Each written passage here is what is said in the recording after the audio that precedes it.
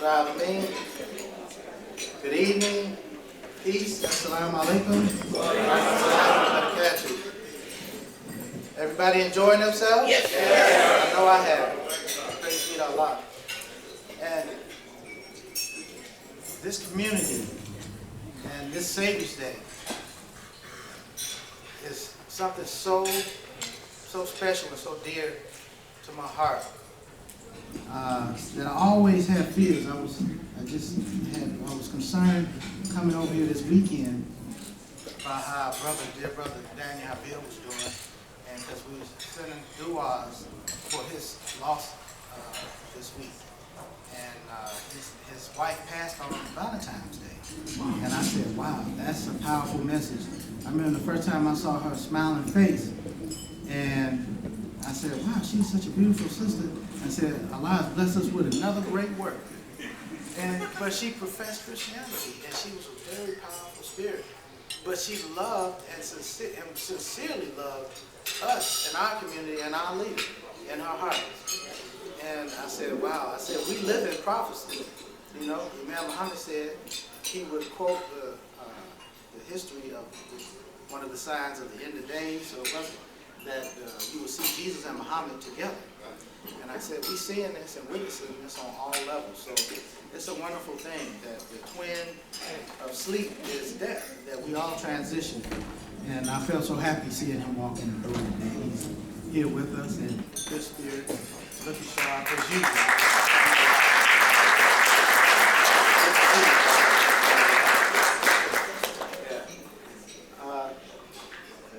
And Savior's Day, I remember the first time I heard Savior's Day. I had to be, I better put this mic in front of me. I had to be a little boy, no more than maybe 8 or 9 years old. And the gravity of Savior's Day being something extremely powerful and significant in the life of these new people that I was introduced to. Because when I was a little boy, Imam Muhammad, you would think that I should have known all about the Nation of Islam. I had no clue. The only Muslim I knew were the ones that I lived under in the house with. And the only person that I looked for guidance was the natural guide in the house, was the father, my father. And it wasn't until the Honorable Elijah Muhammad, until that last Savior's Day, I don't know, maybe he was in the hospital, he was ill.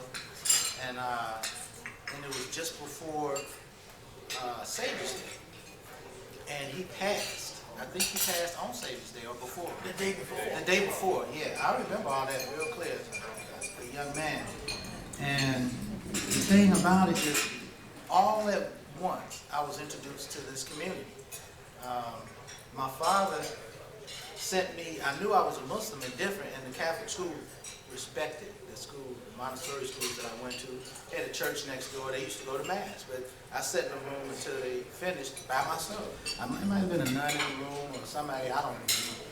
But I had a real unique introduction to what Savior's Day was. So Savior's Day was, to me, a happy occasion and celebration of this new group that I was introduced, that my father was strongly associated with. I didn't even know which role we had. I hadn't seen, the first time I ever seen an FOI uniform, I probably mentioned this before, was when they came and rushed him out of the house because they heard either Honorable Elijah Muhammad was passed or was really ill, gravely. I'm not sure what it was. But I knew it was in association with that. I knew it was a serious matter. Nobody told me that was the FOI. I thought it was the police coming to get my dad. My witness. I was terrified. I said, why the police take care of it? I was shy, so that's what I was thinking. And but I do remember clearly. I never remember looking at the police, military people or anything, but that image is engraved in my mind. I could see the badges, white stars and the red badges and the flag and the suit, the blue suit. I couldn't even remember how much light was shining between our house on that day. And I can see it almost like a clear picture. And I couldn't have been more than 7 years old. Or young, I probably was younger than that. I'm not sure. 75, I'm 51, so but all praises due to Allah that it also, you can't call it an awakening to something when you never had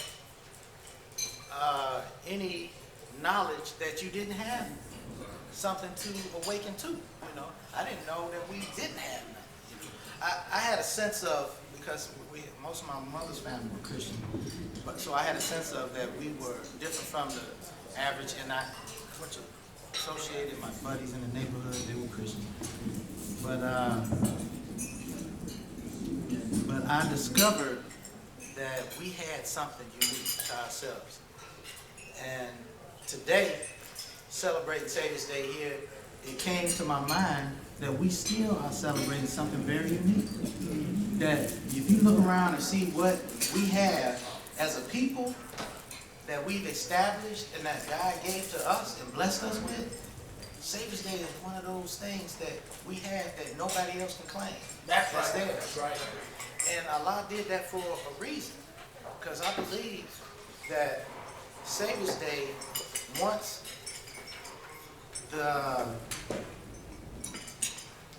people get to know what the Honorable Elijah Muhammad represented, not just to black people, but for humanity, at a pivotal point in the evolution of mankind, becoming more universal and more God-fearing, and where respect for God was ushered in and drove the movement for the liberation of a whole people. And Imam Muhammad said, yeah, you know, they say President Lincoln freed the slaves. He said, no, you need to study the history. You freed yourself. Now, this was a spiritual movement, and you could look at the efforts and the efforts of slaves, freed slaves, and free African Americans, and see what they did. They forced this issue into the minds of the public where it couldn't be tolerated. The issue of keeping us in chattel slavery couldn't be tolerated no more in the civilized world. You know, so they were saying you claim civilization, but look how you treat and be at the height of your civilization, and look how you treat the blacks of America. You know, so this is an issue that was a campaign that was led by us, and there's plenty of evidence. I don't have it like my father. He was a real studious person in research, and this, I'm sure many of you know the different newspapers and journals and different efforts were made to free us. And he said that, and so my opinion of Savior's Day, I believe that one day, God willing, that we'll see all descendants of slaves in America and in the world will view Savior's Day in a better light, in a more appreciative light, to view it the way we see it. And the wisdom of Imam Muhammad in taking the focus from looking at a savior to looking at saving yourselves and how you were saved by your creator. Because after all, the human being is the personal property, the human soul and spirit is the personal property of God. And he said that every human being, he breathes something of himself into that person, and then you become a human being. So without God, you're not even human, you know? And that's a logic. I don't mean literally, but without Allah's inspiration, that's when man was created. That's how he created Adam. So I can see the African American people seeing that the start of Savior's Day being something that God established for us. That the Lord and creator of everything in the heavens and the earth and everything in between is the Lord, that one day you'll see African American people showing appreciation for what he did with a little man from sharecrop background, little to no education. You know, some people say he went to the 3rd grade, but Imam Muhammad said in the South, 3rd grade was no education. So a little man with no education to rise to a level of human dignity where you'd have to compare him. I don't hear people talking like that, but I'm a free thinker like my dad. I feel that's my birthright to think how I want to think. So I say they used to talk about, because we went to Muslim school, and I see people all the time that don't have too much African American history in their background or African history. But at our school, at the Claire Mohammed School, we got plenty of African American studies and African history from, and also the history of African Muslims history. So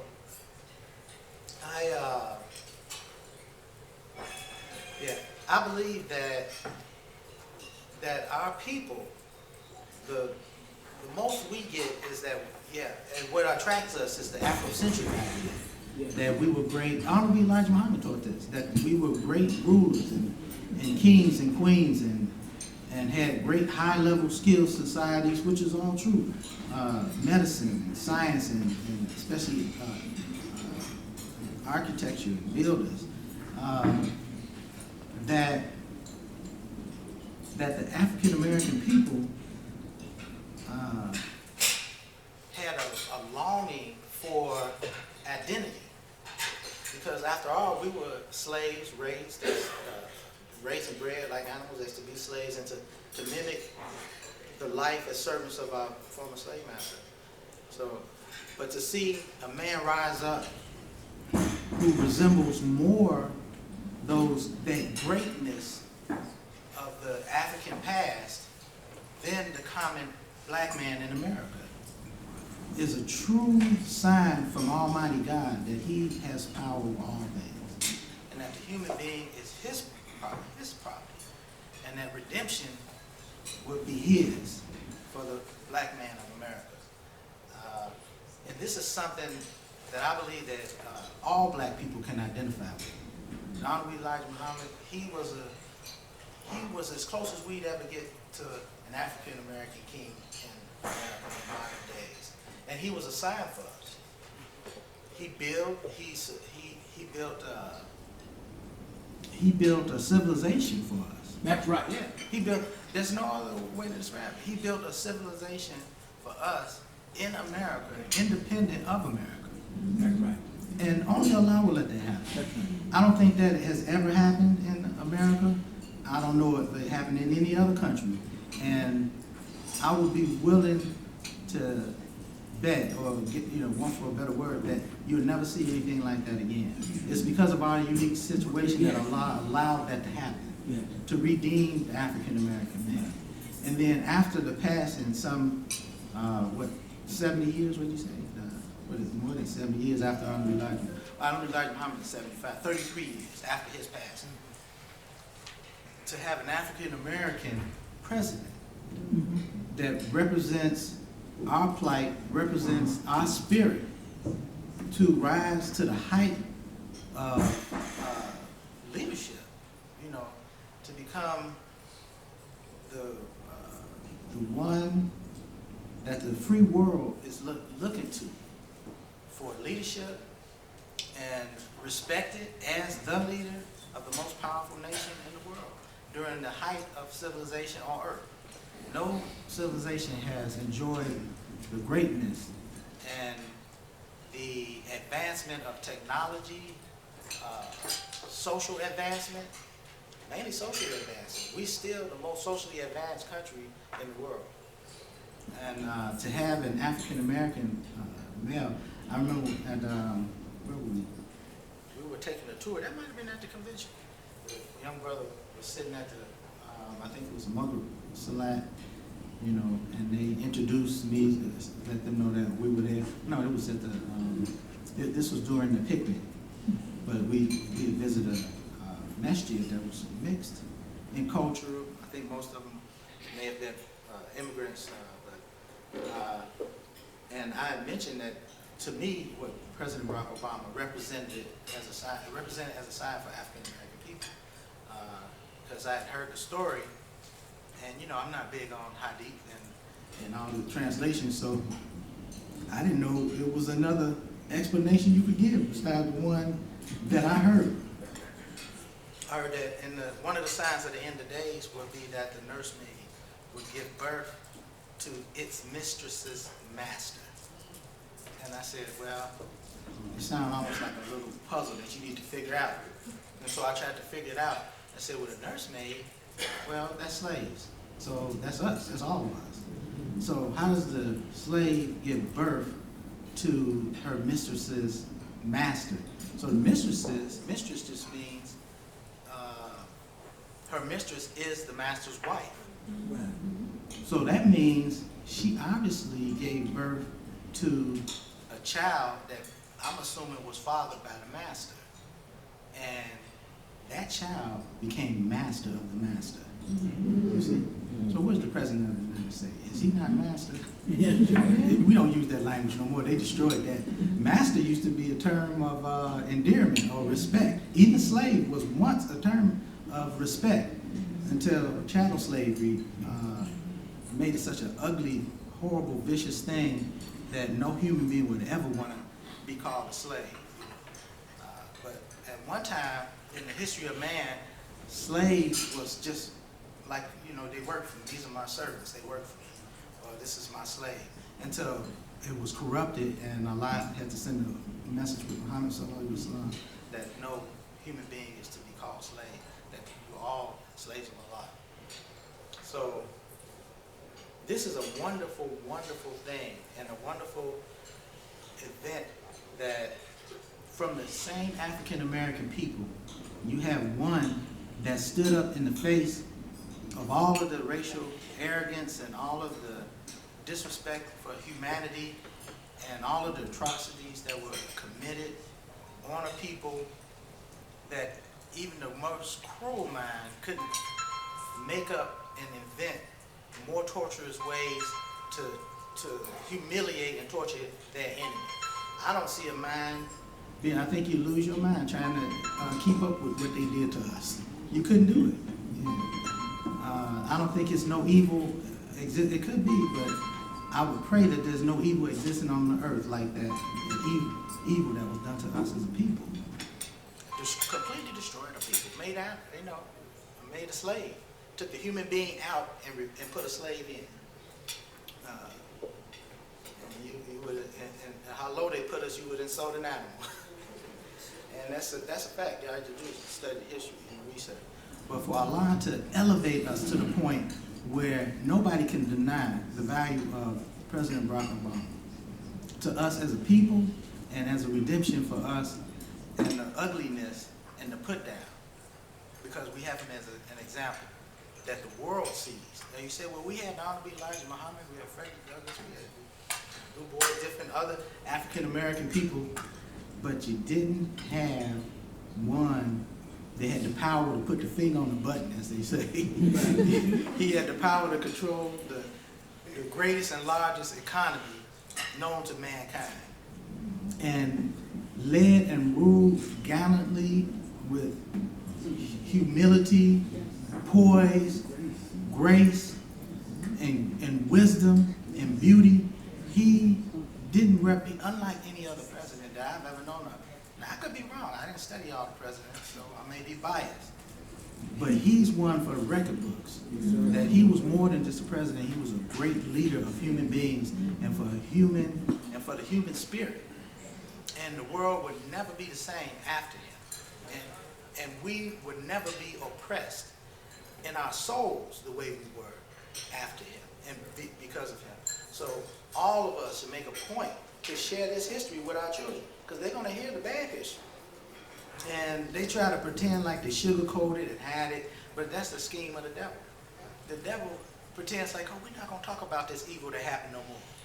And so you don't pass it on, you don't tell your children, and then one day he can pull it out on them and use it to oppress them again.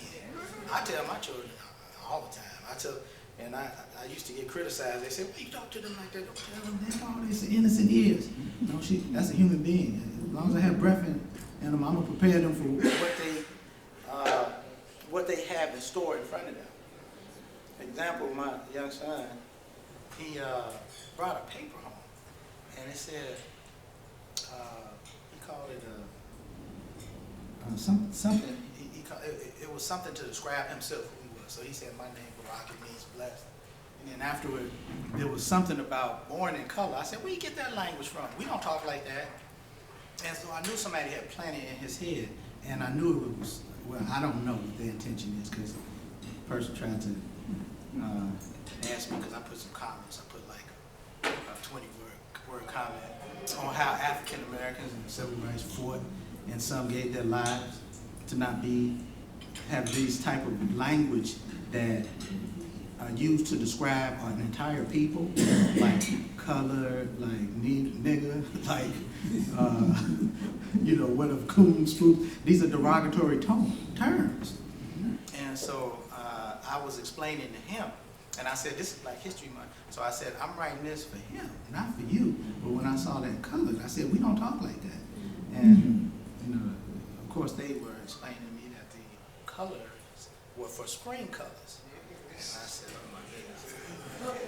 Then I said, now you saw my intelligence. I said, you know what? I understand, because they kept saying, you know, we were talking about the spring colors, and he came up with that. Now he didn't came up with that. You were talking about spring colors, and you suggested that and put it in his mind for him to write born in color, because I ain't never said nothing like that. So I explained to them clearly. I said, color is to say that we're false people. Not only are we are real people. I said, we are true American people of African descent. And you say that, what they say, truth does what? Knock the brain out of falsehood. So this person had a good heart, so they were still breathing with their brain. You know the zombie? You knock the brain out of the zombie, he goes, he falls to the ground. But this one kept standing, and I think the mind is improving their mind right now. Because when they said, well, you know, what we talking about the don't insult my intelligence. I know better than that. I think I responded by saying I'm very intelligent and I'm a very moral person. You know, don't do that. But our children they need protection, because they'll forget what we went through and what we experienced. And yeah, walk around. You got the grandson, great grandson of Don B. Elijah Muhammad. Walk around calling himself color. That's madness. But that's what they do, and that's what people do. Now, this person may be completely innocent. They might have been put up to it. So I don't blame any individual. So I just said, well, don't take it personal, because this is Black History Month. I said, I put that statement on that paper, and I drew a line through colors and put human on top of it. Born human. I said, come on, you can't tell me all these false people. Now, we real people. We fighting down for this country. We love this country, and we love the human family. We love being human. You know, we were denied our humanity for over 400 years. We more human than any person probably on the face of planet Earth. That's right. Yeah, don't insult us like that. You know, but we have to have the courage to not take for granted that a person may be innocent. You know, just speak to the truth. And that's what I believe the true value of Savior's Day is, our courage and our ability to speak to the truth. The thing that echoes in my mind is when I heard an interview, or I would hear Honorable Elijah Muhammad speaking and talking to people, and they would put him in a position to go explain his whole philosophy or his theology and what he's teaching his people. And he said, I'm just telling them, I'm teaching the truth. What are you telling them? The truth. The truth. I said, that man is out of sight. He's powerful. I said, he got me. You know, I don't care what he said, you know, because the truth can be, if you're not telling the truth, the falsehood will expose the truth. Right. So if he wasn't telling the truth, all they had to do was challenge him. Right. And say, no, I got proof that you're not telling the truth. But nobody stood up to him. Because nobody stood up to him because they knew he wasn't lying. Right. You know, his philosophy was heavy, and it was heavy-handed. And the language and the terms he said, the man wasn't lying. Right. At that time. Right. Now, if you still run around, you sound like Elijah Muhammad today, right. You know, you might need to sit down on the couch for a while and talk to somebody, because they got help for people like that. And my father said the last thing that the black man gonna believe is that he God, not this day and time. You know, we love, and the more we love Allah, and the closer we become to Allah, the more we humble ourselves, and we know that He's the power, that He's the source, always the cause, always the cause behind all causes. we had a program tonight. For some reason, I didn't realize, we have another speaker, right? I didn't realize y'all was going to participate and leave it to me, but I'm not going to talk too long. We have an awards banquet tonight, and this situation with us is clear evidence that it's a struggle between good and evil. The evil is the Shaitan is the enemy, not your brother. Your brother that has weaknesses, that has jealousy, envy, that has irrational view of himself and his self-worth, and really doesn't follow any sound guidance. He thinks he's guided, but he's not following. He's following influences and traps and tricks that the Shaitan has put out there. So I don't blame those that find comfort in the weakness of carrying a negative spirit or put down or creating some type of circumstance to say, well, I'm not with the people for this or that reason. But what happened to faith? We used to be faith people and believe that God, if we believe that God is with us and God has mercy for us in our lives and wants only good and peace for us, then we should believe that we should trust him. And that all we have to do is come together. Allah is always calling us 5 times a day to prayer, to faith, to come together in unity, to love each other.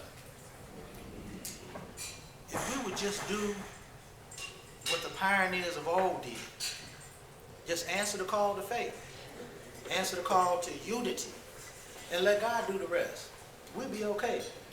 Because our biggest problem, our greatest weakness is not being together. And believe it or not, you have people that are challenging all of the good that we've done since the very beginning. They challenged the Honorable Elijah Muhammad, you know, when he said that you come together and your unity is your strength, that as an individual you're weak, and that type of logic. They think, there are people that say, well, that's all fancy talk, and we can undo that. And their life mission is to undo everything that we believe in and everything that we take pride in. That's right. And this ain't no mysterious, this ain't no super high-powered group of Caucasian elders that's been controlling the masses of the people. This isn't no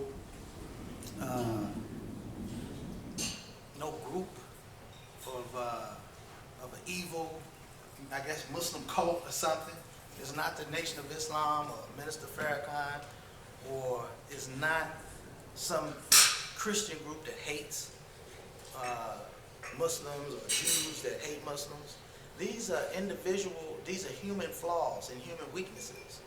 And Imam Muhammad said it, that as long as we had a freedom to move about or to challenge oppression, which we do have, that our greatest issue is our self-struggle, dealing with the individuals and the individual weaknesses and our self-struggle.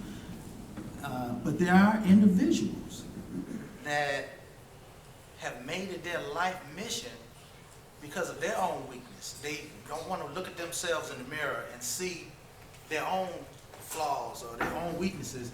And the best thing they could do is to bring you down to a level where they can say, well, see, look, he's no better than me. They're not special. Those people that pray 5 times a day, I saw him one time, it was prayer time, he didn't even bow down, he didn't go say prayer. Or I saw him one time, this and that. That's such a sad state for an individual to be in. And I found the best medicine for the person like that is unconditional love. Because that's what we were denied. We were denied a mother and a father. Most of us had, we didn't never even see our fathers because they bred us. You know, when you have a stud that, like with the animals, if you ever watched how the farms would produce the animals, we pretty much produce in the same way. And then the mother never had real authority over the future of that child, other than to maybe feed it and keep it alive long enough for it to grow strong enough to do some more physical labor. Yeah, slavery was about economics. They didn't enslave us because they hated us. They enslaved us because we were free labor and free money. And if you look at that from that standpoint, many of us are fighting the wrong battle. You think you gotta make Massa love you. A lot of stuff he's lying, he wasn't saying that.